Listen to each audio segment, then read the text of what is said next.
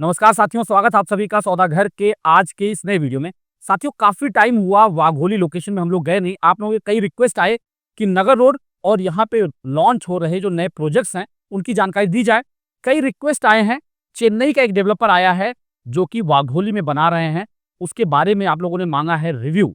तो आज चल के देखेंगे इसकी रोड कनेक्टिविटी क्या है, प्रोजेक्ट के अंदर क्या है, इसके प्रोज कॉन्स और क्या हो सकता है इसका फ्यूचर, ये सब कुछ जानने की कोशिश करेंगे। चलिए सबसे पहले देखते हैं इसके रास्तों को, और आजकल पुणे में काफी बारिश हो रही है तो उसका भी नजारा देखते चलते हैं।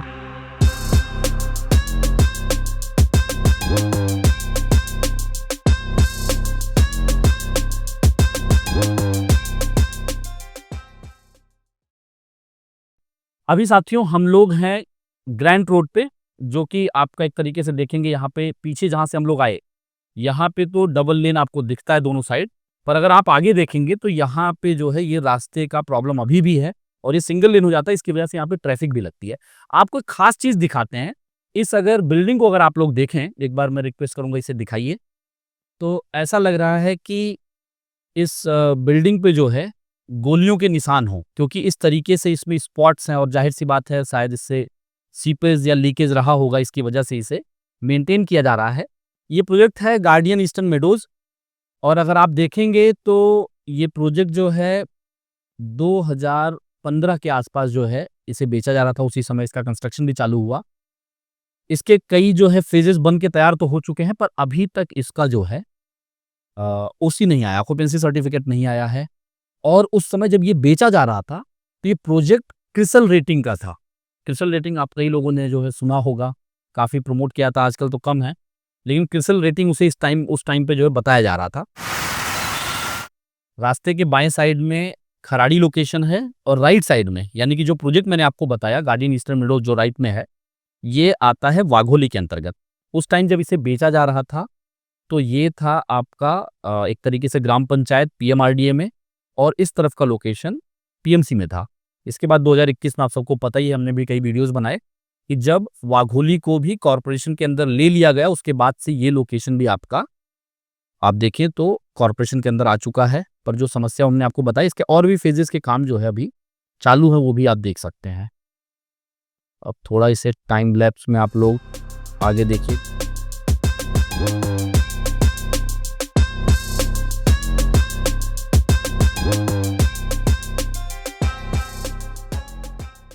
अब हम लोग पहुंच चुके हैं राजमाता अहिल्याबाई नगर रोड पर। इस रास्ते पर हम सीधा आगे बढ़ेंगे लगभग 3 किलोमीटर तक, और इस रास्ते का नाम नगर रोड इसीलिए पड़ा है क्योंकि यह रास्ता सीधा आपको अहिल्याबाई होलकर नगर तक ले जाता है। अभी राइट साइड में हम लोग AP4 APIT पार्क को क्रॉस कर रहे हैं, जिसे अमर और प्रिस्टिन के द्वारा बनाया जा रहा है। इसी वजह से इसका नाम AP रखा गया है। आप सभी को पता है नॉर्थ मेन रोड पर जहां पे गूगल का ऑफिस है, वह भी AP81 इसीलिए रखा गया है उसका नाम, क्योंकि वो अमर और प्रिस्टिन के द्वारा बनाया गया है, जिसमें कंस्ट्रक्शन अमर कर रहा है और लैंड पार्सल प्रिस्टिन का है। अब चलिए सीधा आगे बढ़ चलते हैं वाघेश्वर मंदिर तक।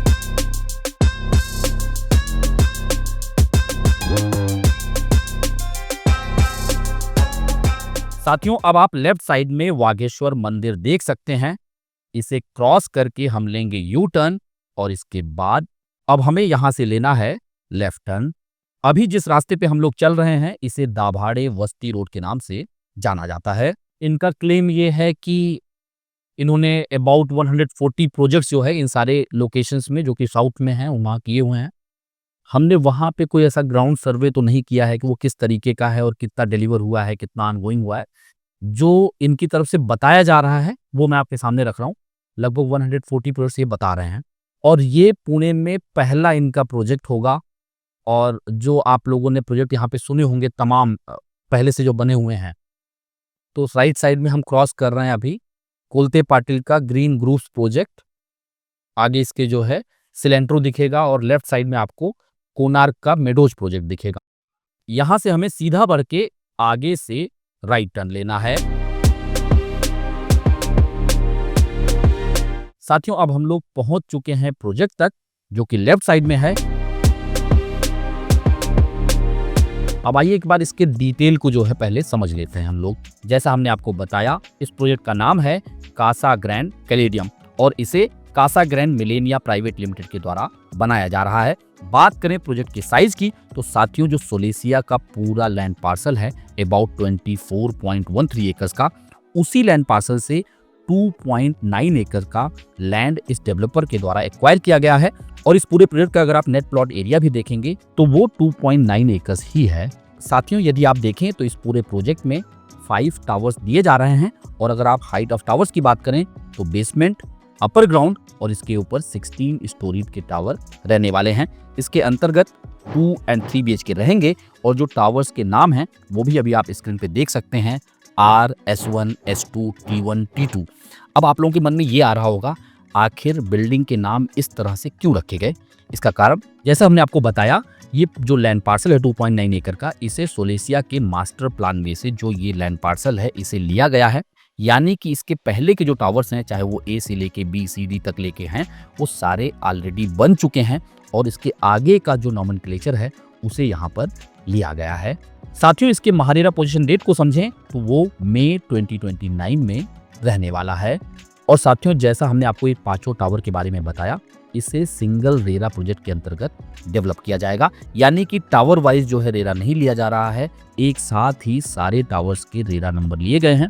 उसका कारण सिंपल है, जैसा हमने आपको पहले ही बताया था, आज के 1 साल पहले ही महारेरा की तरफ से ये गाइडलाइन आ चुकी थी, 1 प्रोजेक्ट 1 रेरा होना चाहिए। यानी कि उस पूरे लेआउट के अंतर्गत जितनी भी बिल्डिंग आप बना रहे हैं उसका महारेरा आपको एक साथ लेना होगा।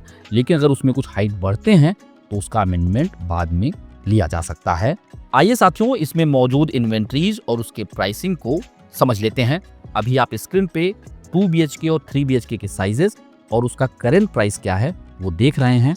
आने वाले समय में इसमें परिवर्तन हो सकते हैं। आइए साथियों, प्रोजेक्ट के डेंसिटी को भी एक बार समझ लेते हैं। अगर आप देखें तो अबाउट इस पूरे प्रोजेक्ट में 336 यूनिट्स रहने वाले हैं, जिसमें 2 और 3 BHK दोनों मिलाकर हैं। तो अगर आप इसके पर एकड़ कंजेशन की बात करें तो अबाउट 120 फ्लैट्स पर एकड़ रहने वाले हैं। अगर आप पर्सन के हिसाब से समझना चाहें तो 120 फ्लैट को इंटू 5 कर दीजिए, यानी कि 600 इंडिविजुअल पर एकड़ में रहने वाले हैं।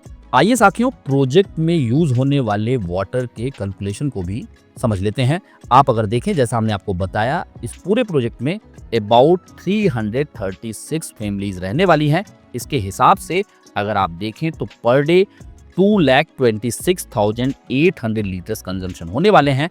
अगर 10,000 के टैंकर्स के हिसाब से आप समझने की कोशिश करें तो पर डे 22 टैंकर्स लगने वाले हैं। बाकी इसका कैलकुलेशन कैसा है हमने कई वीडियोज में आपको समझाया हुआ है, उसका कैलकुलेशन आप स्क्रीन पे अभी भी देख सकते हैं।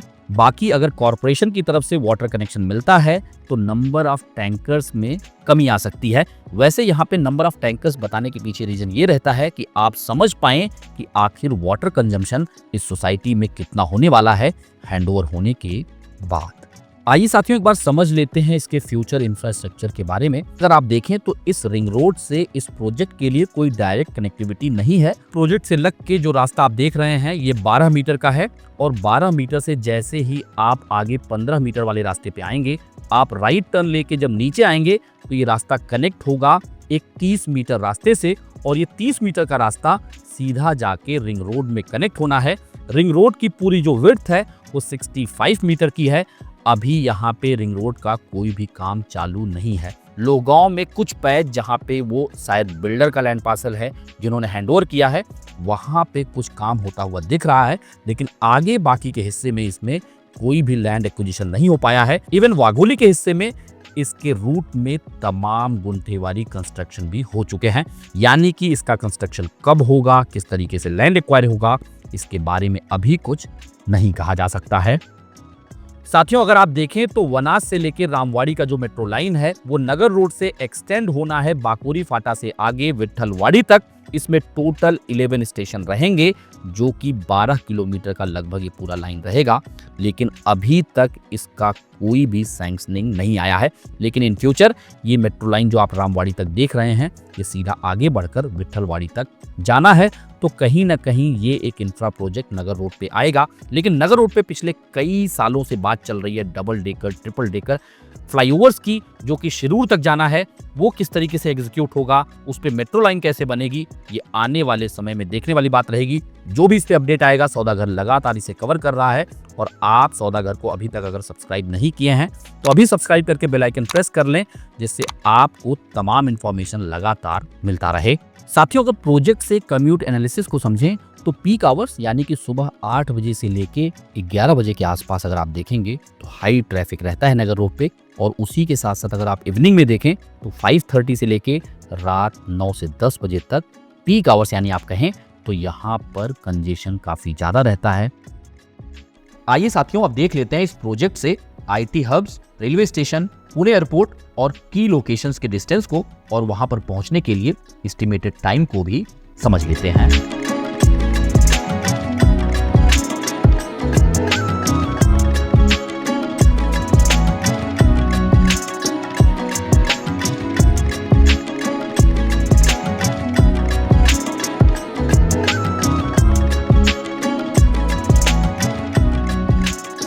साथियों, बात कर लेते हैं इस प्रोजेक्ट के प्रोज और इसके कॉन्स के बारे में। साथियों, यहाँ तक आपने वीडियो देख ही लिया है, यानी कि आपको प्रयास पसंद आ रहा है सौदागर का।